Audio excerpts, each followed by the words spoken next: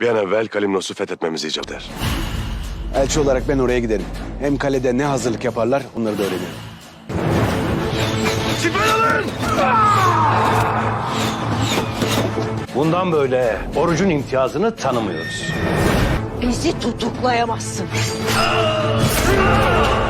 Zorla girmeye kalkarsa vurun öldürün.